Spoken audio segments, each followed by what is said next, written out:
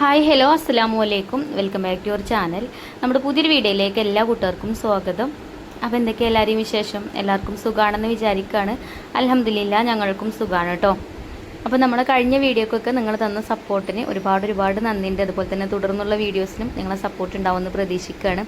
അപ്പോൾ ഇന്ന് നമുക്കൊരു കാറ്ററിംഗ് ഉണ്ടായിന് കേട്ടോ. അപ്പോൾ അതിൻ്റെ വിശേഷങ്ങളൊക്കെയാണ്. അപ്പോൾ പെരുന്നാളൊക്കെ അല്ലേ, പെരുന്നാൾക്ക് ബീഫ് ബിരിയാണി ഉണ്ടാക്കണവർ ഇതുപോലെ ഒന്ന് ഉണ്ടാക്കി നോക്കുകൊണ്ട് കറക്റ്റ് അളവും കാര്യങ്ങളൊക്കെ ഇതിൽ പറയുന്നുണ്ട് കേട്ടോ. അപ്പോൾ 3 കിലോ ബീഫ് ബിരിയാണിയാണ് കേട്ടോ നമ്മളിന്ന് ഉണ്ടാക്കുന്നത്. അപ്പോൾ 3 കിലോ ബീഫ് കഴുകി വെള്ളമൊക്കെ ചോരാൻ വേണ്ടിയിട്ട് വെച്ചിട്ടുണ്ടേനും. അപ്പോൾ ഞാൻ ബീഫ് ബിരിയാണി ഉണ്ടാക്കുമ്പം ആദ്യം ഒന്ന് വേവിച്ചെടുക്കും, എന്നിട്ടാണ് കേട്ടോ പിന്നെ ബിരിയാണി ഉണ്ടാക്കാറ്. അപ്പോൾ അത് ആദ്യം ഞാൻ ഒരു ഉരുളിക്ക് ഇട്ട് കൊടുത്തിട്ടുണ്ട്. പിന്നെ ഇതിലേക്ക് കുറച്ച് കാശ്മീരി മുളക് പൊടിയും ചേർത്തിട്ടുണ്ട്, മഞ്ഞൾപ്പൊടിയും ചേർത്തിട്ടുണ്ട്. അതുപോലെ തന്നെ ആവശ്യത്തിനുള്ള ഉപ്പും കറിവേപ്പിൻ്റെ ഇട്ടിട്ട് കൈ കൊണ്ട് നല്ലോണം കുഴച്ചെടുത്തിട്ട് അങ്ങനെ അടുപ്പത്ത് വെക്കുക കേട്ടോ. പിന്നെ അതുപോലെ കുറച്ച് ജീരകം ചേർത്തിട്ടുണ്ട്. ജീരകം പൊടിച്ചതൊന്നുമല്ല കേട്ടോ, അങ്ങനെ തന്നെ ഇട്ട് കൊടുത്തേക്കാണ്. അങ്ങനെ അതൊക്കെ ഇട്ട് കൊടുത്തിട്ട് കൈ കൊണ്ട് നല്ലോണം കുഴച്ചെടുക്കണം. വെള്ളം ഇപ്പോൾ ചേർക്കണ്ട കേട്ടോ, വെള്ളം ഇതിൽ തന്നെ പൊടിഞ്ഞുണ്ടാവും. ഇനി നമ്മളിത് അടുപ്പത്ത് വെക്കുന്ന സമയത്ത് വെള്ളം കുറവാവുകയാണ്, വെള്ളം വറ്റണമെന്നൊക്കെ തോന്നുകയാണെങ്കിൽ അപ്പോൾ ചൂടുള്ള വെള്ളം ഒഴിച്ചാൽ മതി, വെന്തിട്ടില്ല എന്നുണ്ടെങ്കിൽ കേട്ടോ. അല്ലെങ്കിൽ ഇത് വേവാനുള്ള വെള്ളം ഇതിൽ തന്നെ ഉണ്ടാവും, ഇത് തന്നെ പൊടിഞ്ഞ് വരും. അങ്ങനെ ആകുമ്പോൾ നമുക്ക് പിന്നെ വേറെ വെള്ളം ചേർക്കേണ്ട ആവശ്യമില്ല. പിന്നെ ചില ആൾക്കാർ ഇതേപോലെ ബിരിയാണി ഉണ്ടാക്കുമ്പോൾ പച്ചക്ക് മസാല ഉണ്ടാക്കിയാണ്ട് അങ്ങനെ ഉണ്ടാക്കും. അപ്പോൾ ഞാൻ അങ്ങനെ ഉണ്ടാക്കിയാൽ നന്നാവുകയൊക്കെ ചെയ്യും. പക്ഷേ പുറത്തേക്ക് ഉണ്ടാക്കി കൊടുക്കുമ്പോൾ എനിക്കൊരു പേടി കേട്ടോ, ബീഫ് അഥവാ വെന്തില്ലെങ്കിലോ വിചാരിച്ചിട്ട്.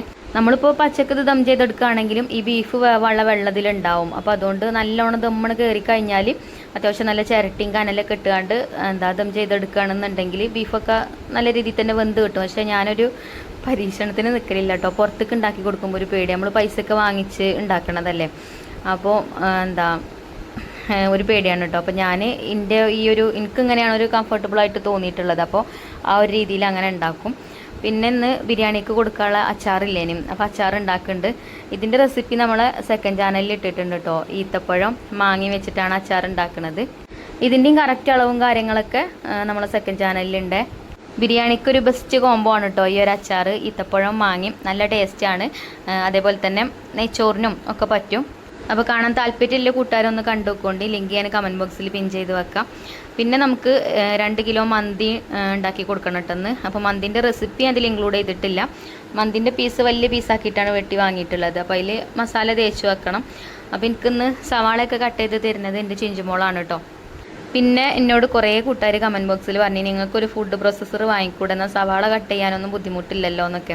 അപ്പോൾ ഇൻഷാല്ലാ ഞാൻ വാങ്ങണം എന്ന് വിചാരിക്കുന്നുണ്ട് കേട്ടോ. വാങ്ങുമ്പോൾ ഞാൻ വീഡിയോയിൽ കാണിക്കും ചെയ്യുന്നുണ്ട്. പിന്നെ ഇന്നലെ വീഡിയോ ഇട്ടിട്ടില്ല, ഇന്നലെ നല്ല പണിയാണ് കേട്ടോ. നമ്മൾ പെരുന്നാളല്ലേ, വീടൊക്കെ ഒന്ന് നല്ല അടിപൊളിയായിട്ട് ക്ലീൻ ആക്കി. പിന്നെ അതേപോലെ കിച്ചണിലുള്ള കുപ്പികളൊക്കെ പുറത്ത് കൊണ്ടുപോയി കഴുകി വെച്ചതാട്ടോ. അപ്പോൾ അടുപ്പ് നിറഞ്ഞടുക്കുകയാണ്. അപ്പം ഇനി അവിടുന്ന് അതൊക്കെ എടുത്ത് അതൊക്കെ ഫില്ല് ചെയ്യാനുള്ളതൊക്കെ ഫില്ല് ചെയ്യണം. അതൊക്കെ ഇതിൻ്റെ ഇടയിൽ കൂടെ അങ്ങനെ നടക്കുന്നുണ്ട്. ഫില്ലാക്കലൊക്കെ വൈകുന്നേരം കേട്ടോ. ഇപ്പോൾ പിന്നെ നമുക്ക് അല്ലാത്ത ജോലികൾ തന്നെ ഉണ്ട്. അപ്പോൾ അതാ ബീഫ് ഞാൻ ഇടയ്ക്കിടയ്ക്ക് ഇങ്ങനെ ഇളക്കി കൊടുക്കുന്നുണ്ട്. അപ്പോൾ ഞാൻ നേരത്തെ പറഞ്ഞ പോലെ ഇതിൽ വെള്ളം കുറവുണ്ടേനി. പിന്നെ ഞാൻ കുറച്ച് വെള്ളം ഇതിൽ ഒഴിച്ചു കൊടുത്തിട്ടോ, ചൂടുള്ള വെള്ളം ഒഴിച്ചു കൊടുത്തിട്ടുണ്ട്. ഇപ്പം ബീഫ് നല്ലോണം അത്യാവശ്യത്തിന് വെന്തിട്ടുണ്ട്.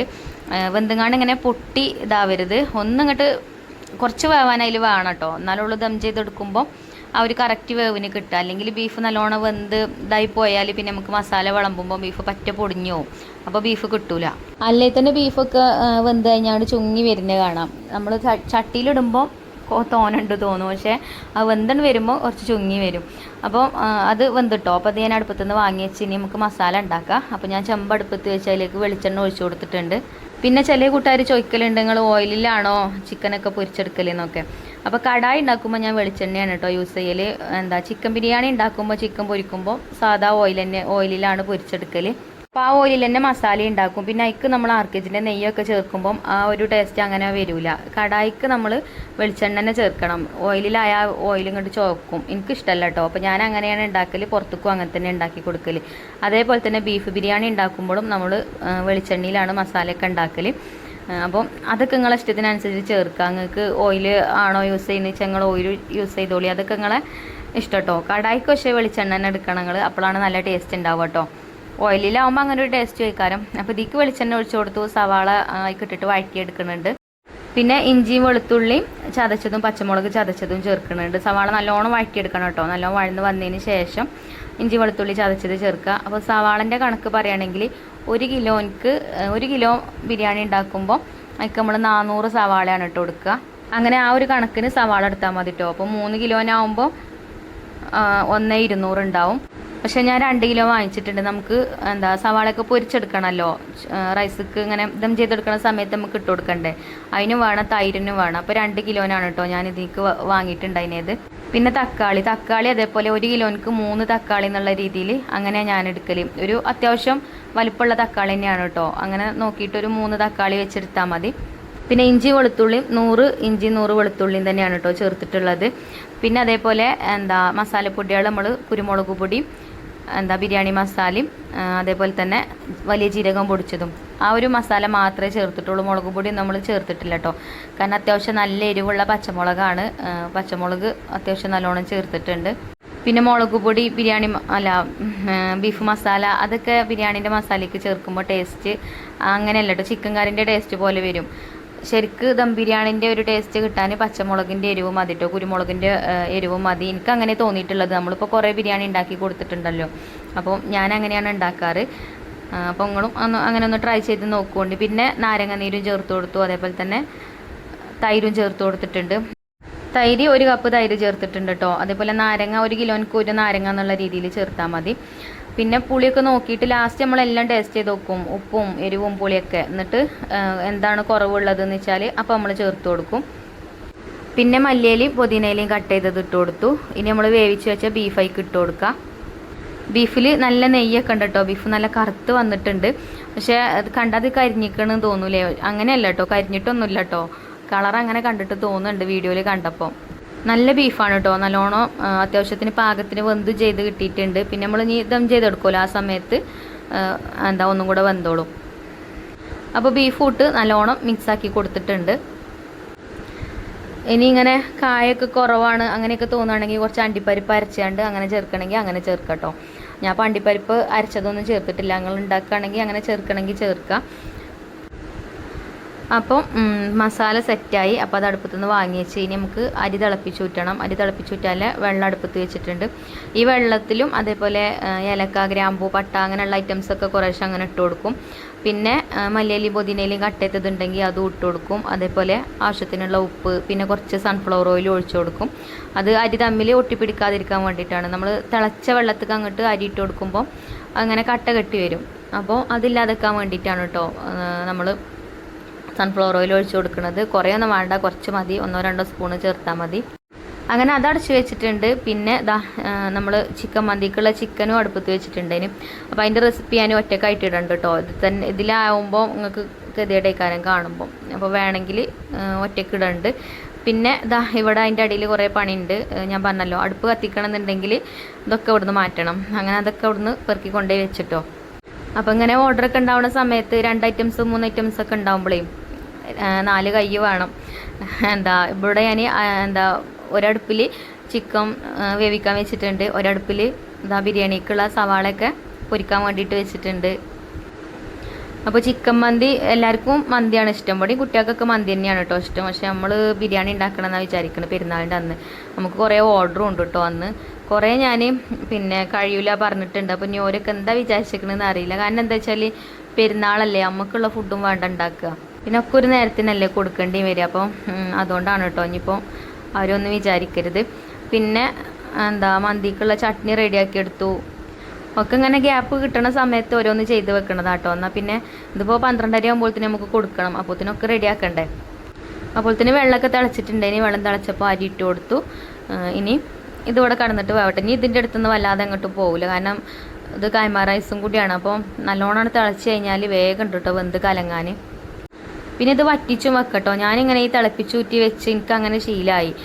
വറ്റിച്ച് വെക്കുമ്പോൾ കൈമ റൈസ് ആണെങ്കിൽ ഒരു പേടിയില്ല, നല്ല ടേസ്റ്റുള്ള. നെയ്ച്ചോറൊക്കെ വെക്കുമ്പോൾ നമ്മൾ ഈ ഒരു അരി കൊണ്ട് നെയ്ച്ചോറൊക്കെ വെക്കുമ്പോൾ നല്ല ടേസ്റ്റാണ്. ഇനി നിങ്ങൾക്ക് അങ്ങനെ സുഖമാണെന്നുണ്ടെങ്കിൽ അങ്ങനെ ചെയ്താലും മതി കേട്ടോ. ഈ തിളപ്പിച്ചൂറ്റിനെക്കാട്ടിൽ സുഖമൊക്കെ വറ്റിച്ച് വെക്കുമ്പോഴാണ്. പക്ഷേ എനിക്കിതിങ്ങനെ ശീലമായിട്ടോ. അപ്പോൾ ഞാൻ അധികം ഇങ്ങനെ തന്നെയാണ് ഉണ്ടാക്കൽ. പിന്നെ കുറച്ച് അധികമൊക്കെ ഉണ്ടാവുന്ന സമയത്ത് ആരും ഊറ്റാനൊന്നും ഹെൽപ്പിനൊന്നും ഇല്ലെങ്കിൽ അങ്ങനത്തെ സമയത്ത് പിന്നെ ഞാൻ വറ്റിച്ചാണ്ടും വെക്കലുണ്ട് കേട്ടോ. പിന്നെ കൈമ റൈസ് ആകുമ്പം അതിനൊരു സ്മെല്ല് ഉണ്ടാവുമല്ലോ. ആ സ്മെല്ല് ഇങ്ങനെ തിളപ്പിച്ചിട്ടുന്ന സമയത്ത് കുറച്ചൊക്കെ പോവും, കുറച്ചൊക്കെ അല്ല നല്ലോണം പോവും. നേരെ മറിച്ച് നെയ്ച്ചോറാകുമ്പോൾ പോവില്ല, അത് അതിലുണ്ടാവും. അപ്പോൾ അങ്ങനെ ഉണ്ടാക്കിയാലും കുഴപ്പമില്ല. നിങ്ങൾക്ക് എങ്ങനെയാണ് സുഖം എന്ന് വെച്ചാൽ അങ്ങനെ ഉണ്ടാക്കട്ടോ. അപ്പോൾ ഞാനിങ്ങനെ ഊറ്റിയിട്ടാണ് ഇട്ട് കൊടുക്കുന്നത്. പിന്നെ വാഴൻ്റെ വെക്കണത് എന്താ വെച്ചാൽ അത് മസാലയും റൈസും വേറെ വേറെ കിട്ടാൻ വേണ്ടിയിട്ടാണ് വെക്കുന്നത്. നമ്മളവിടെയൊക്കെ ബിരിയാണി ഇങ്ങനെ മിക്സ് ചെയ്താണ്ടല്ല കഴിക്കൽ, റൈസ് വേറെയും മസാല വേറെയും അങ്ങനെ ഇട്ട് കൊടുക്കൽ. പിന്നെ നമ്മൾ വാഴൻ്റെ വെച്ചെന്ന് വിചാരിച്ചിട്ട് ഒരു കുഴപ്പമില്ല, ആ ബീഫിൻ്റെ ആ മസാലേൻ്റെ ആ ഒരു ടേസ്റ്റ് എന്തായാലും ചോറുക്ക് ഇറങ്ങും. വാഴൻ്റെ അല്ലേ വെച്ചിരിക്കണത്, അപ്പോൾ അതിൻ്റെ ഉള്ളിൽ കൂടെ അങ്ങനെ മേലേക്ക് കയറും കേട്ടോ. പിന്നെ നെയ്യ് അണ്ടിപ്പരിപ്പ് മുതിരൊക്കെ ഫ്രൈ ചെയ്ത സൺഫ്ലവർ ഓയിൽ ഉണ്ടെങ്കിൽ കുറച്ച്, അപ്പോൾ അത് ആദ്യം ചേർത്ത് കൊടുത്തു. പിന്നെ അരക്കേജിൻ്റെ നെയ്യ് ഇട്ട് കൊടുത്തു. പിന്നെ അതാ നമ്മൾ ഫ്രൈ ചെയ്ത് വെച്ച അണ്ടിപ്പരിപ്പ് മുതിരി സവാളയൊക്കെ അതും ഇട്ട് കൊടുത്തു. പിന്നെ ബാക്കിയുള്ള റൈസും ഊറ്റിയിട്ട് അതും ഇട്ട് കൊടുത്തിട്ടുണ്ട്. അങ്ങനെ 2 ലെയറായിട്ടാണ് കേട്ടോ നമ്മൾ ഇതിക്ക് ഒക്കെ ചേർത്ത് കൊടുക്കുന്നത്. അതേപോലെ തന്നെ കുറച്ച് ബിരിയാണി മസാല അങ്ങനെ തൂവി കൊടുത്തിട്ടുണ്ട്. അപ്പോൾ ബിരിയാണി പൊട്ടിക്കുമ്പം ആ ഒരു സ്മെല്ല് ഇങ്ങനെ കിട്ടിക്കോളും. പിന്നെ അർക്കേജിൻ്റെ നെയ്യ് ഇട്ട് കൊടുക്കുന്നുണ്ട്.